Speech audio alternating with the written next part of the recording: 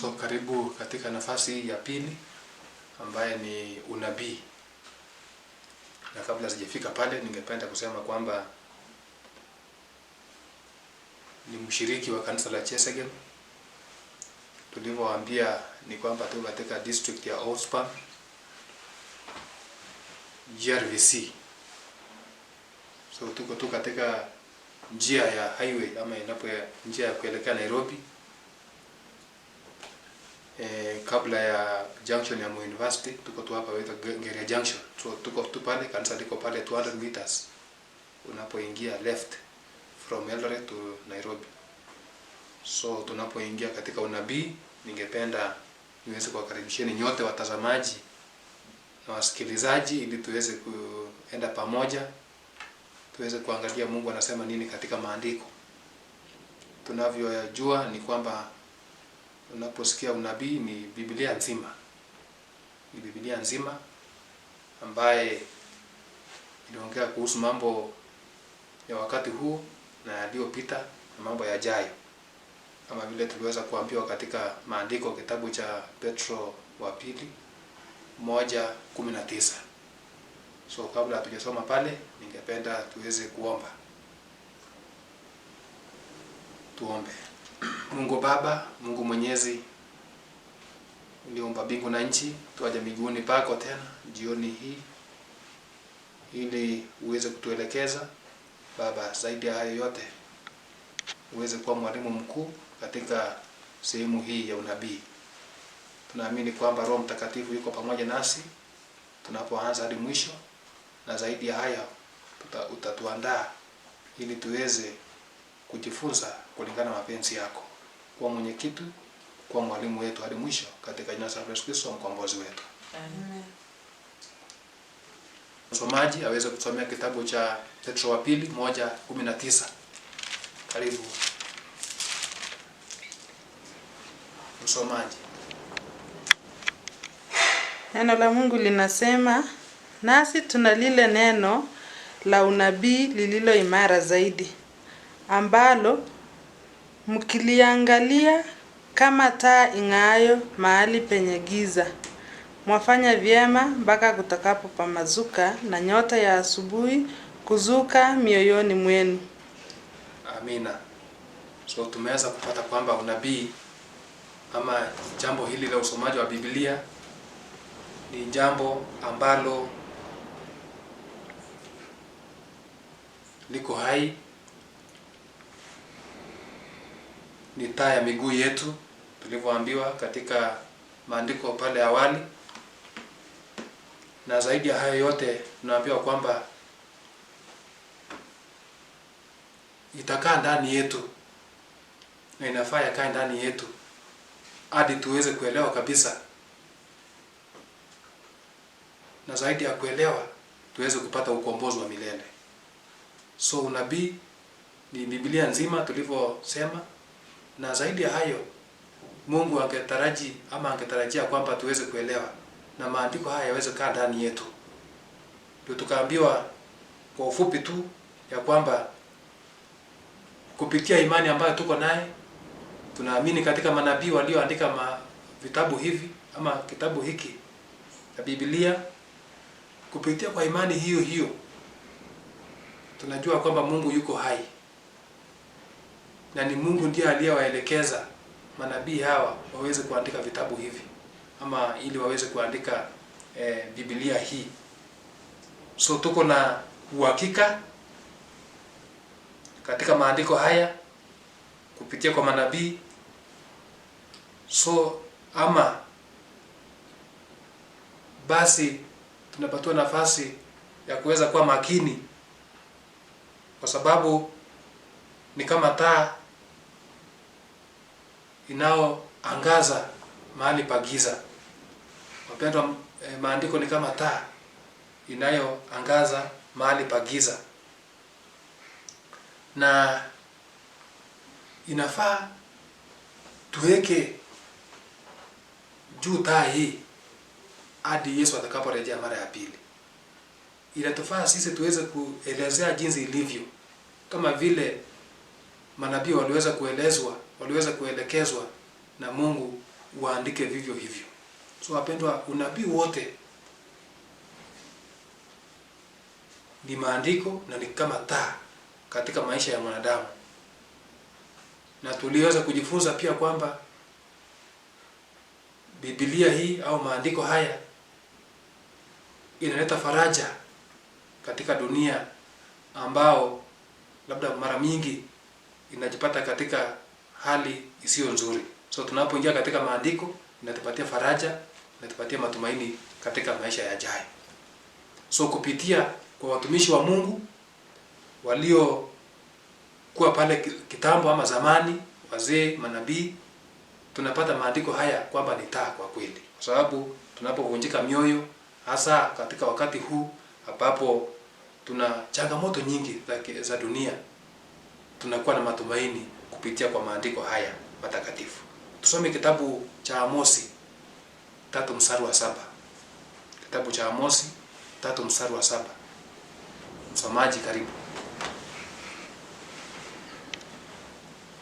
Amosi 3:7 inasema, hakika Bwana Mungu hatafanya neno lolote bila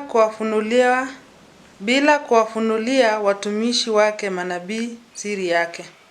Asante sana msomaji. Napata kwamba vile Mungu hawezi nyamaza bila kufunua siri kwa manabii wake.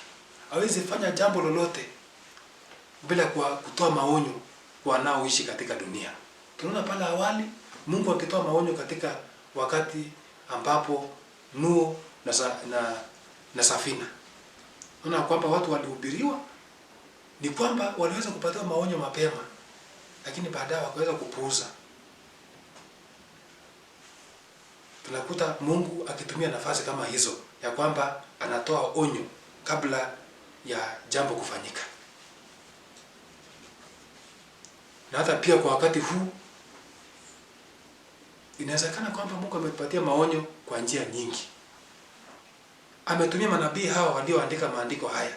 Naambia kwamba maandiko haya yaliandikwa kitambo zaidi ya miaka 1500 iliyopita. Na Mungu amejaribu kutoa maonyo katika kila vizazi. Katika kila vizazi, na hadi wakati huu Mungu amezidi kutoa maonyo. Na anatumia manabii wake ya kwamba aweze kupitia kwa manabii wake. Na naona kwamba maandiko haya tunakubali na tuko na imani kwamba jinsi ambavyo manabii waliweza kuandika, jinsi ambavyo waandishi kama mitume walioandikwa, kama wageni mitume Paulo alivyoandika ni kweli, na tuko na imani kwamba ni ukweli. Napata mtu kama Yohana pia anaandika mambo ambayo aliweza kuyaona. So tunaamini kwamba maandiko haya yalikuwa ni kweli, na yalikuwa yanahusu maisha ya wakati huo na wakati wa sasa. So wapendwa, ningependa kusema tu kwamba kwa ufupi kwamba maandiko kwa ujumla ni unabii. Na ningependa kila mmoja wetu pale nyumbani, unapokuwa kazini, iwapo utapata nafasi ya kuweza kusoma, wapendwa, soma maandiko ambayo ni Biblia. Ikiwa unataka kuelewa unabii kamili, wapendwa, tuweze kusoma maandiko ambayo ni Biblia. Hatuna nafasi nyingine, hatuna kitabu kingine kama vile tuliweza kuelezewa katika kitabu katika mafundisho yetu ya kwanza, ya kwamba maandiko ya kweli, maandiko yaliyo sahihi ni kitabu takatifu ambaye ni Biblia. Nashukuru kwa sababu ya hayo yote, na kupitia kwa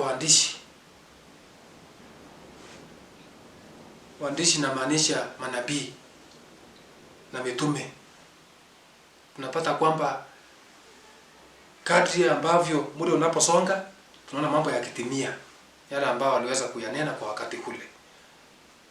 Vile tunaona njozi ambaye Daniel aliweza kuonyeshwa walipokuwa mji wa Babiloni, yaliweza kutimia jinsi ambavyo yaliweza kuonyesha na Mwenyezi Mungu.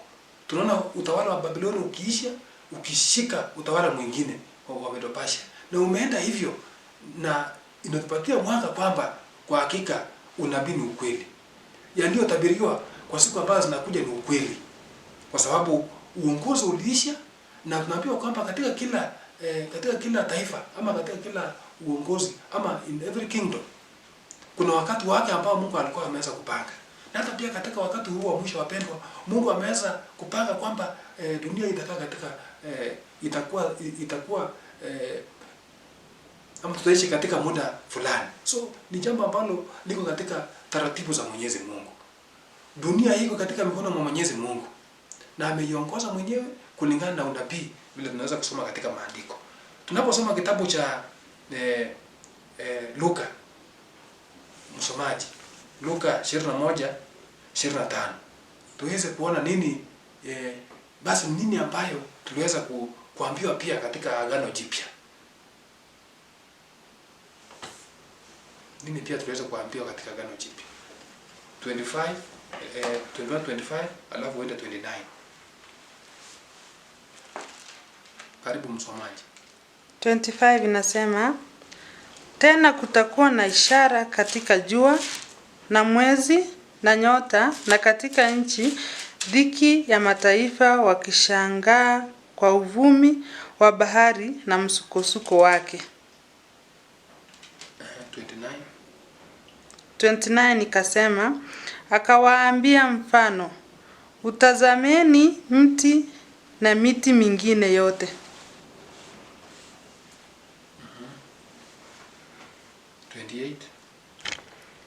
28 nasema, basi mambo hayo yaanzapo kutokea, changamkeni, mkaviinue vichwa vyenu, kwa kuwa ukombozi wenu umekaribia.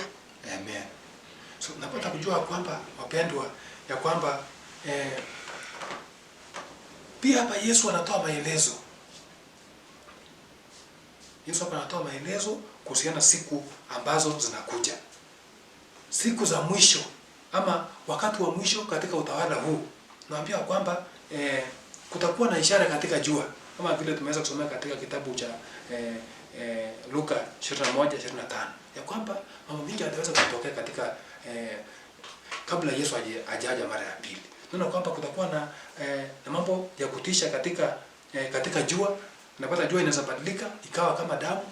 Unapata hata pia katika mwezi mambo yanabadilika. So mambo kama haya ni yale ambayo Mungu ama Yesu mwenyewe aliweza kuelezea wapendwa kwamba kabla hajaja mambo kadha wa kadha yataweza kuonekana katika aidha kwa jua na kwa mwezi, na naambia kwamba na hata katika dunia, katika mataifa ya dunia nzima mambo mengi yataweza kufanyika ambayo yataonyesha kabisa kwamba Yesu karibu arejee mara ya pili. Na wapendwa, tunapokaa hivi, tunapotazama vizuri, tunaona kwamba kila dunia, kila mahali wapendwa wako na jambo ambalo wanaangalia kwamba kweli hakika Yesu karibu arejee. Unakuta kuna vita katika mataifa, unaona kwamba kuna magonjwa, hasa kwa wakati huu tunapoongea kuna ugonjwa huu ambao umeangamiza taifa ama dunia nzima, ambao ni ugonjwa wa COVID-19. Ugonjwa kama huu wapendwa, ni magonjwa ambayo Yesu aliweza kuongelea katika wakati ule kwamba kabla sijaja kutakuwa na magonjwa ambayo yatakosa kuwa na tiba. Na kwa wakati unapoangalia miji ambayo imeendelea kabisa imekosa kuwa na tiba kwa ugonjwa huu. Nchi kama France, nchi kama China na Italy ni miji mikubwa, hata Amerika yenyewe inakosa kuwa na tiba kwa ugonjwa huu. So ni kwamba ni magonjwa, ni baadhi ya magonjwa ambayo Yesu aliweza kuongea, na yale ambayo aliweza kusema kwamba kabla sijaja kutakuwa na mambo kama haya, kutakuwa na vita, kutakuwa na majanga tofauti. Hivi majuzi tumeangalia miji mingine moto ukiwaka. Hivi majuzi tumeangalia floods, mafuriko ya aina yote. Hivi majuzi tumeangalia hapa Lake Victoria. Hakuna mvua lakini Lake Victoria imefurika mpaka inaanza kurudi katika nchi. Mambo kama haya wapendwa ni floods ambayo Yesu aliweza kuongelea wakati wa mwisho. So wapendwa, nafaa tuwe tayari, tuweze kuelewa kwamba bila shaka yaliyosemwa na yaliyoandikwa lazima yatimie. Ni nafasi yangu mimi na wewe ili kwamba tukae tayari, tukue tayari, tuoshe mavazi yetu yawe meupe kila wakati, kwa sababu hatujui saa wala siku ambapo Yesu ataweza kurejea wakati wa pili. Wapendwa, ni wakati wetu sisi ili tuweze kusoma maandiko ili tutakapoona mambo kama haya tusiwe watu wale ambao tunastuka. Tuliposomea katika kitabu cha Luka 21:28 tukaambiwa kwamba when these things begin to happen, stand up and raise your heads up because your salvation has come. Wapendwa, mambo kama haya yanapotokea, wasomi wa maandiko, wasomi wa Biblia wanajua kwamba sasa imefika wakati wetu wa kwenda nyumbani. Imefika wakati wetu wa kuondoka katika dunia hii, wapendwa. So tunapoanza ni introduction tu, hatujaanza kufunza unabii, lakini nasema tu kwa ufupi kwamba wapendwa, mambo haya yanapoanza kutokea, kazi yetu kama wasomaji wa Biblia ni kujua kwamba hakika tumefika mwisho, na hivi karibuni tutaenda nyumbani, tuende kule nchi ambayo ni ya furaha, ambayo hakuna kilio wala hakuna ugonjwa tena. So nafasi yetu mimi na wewe tuweze kujiweka safi, tuweze kukua wasafi. Tunaambiwa kwamba tuweze kuweka mavazi yetu yawe meupe, yawe safi kila wakati, kwa sababu hatujui saa wala dakika. Mtu asikudanganye mpendwa, akwambie imefika wakati ama akwambie ni siku fulani. Maandiko yanasema wazi kwamba hakuna ajuaye, lakini mambo haya yanaonyesha kwamba imefika karibu sana.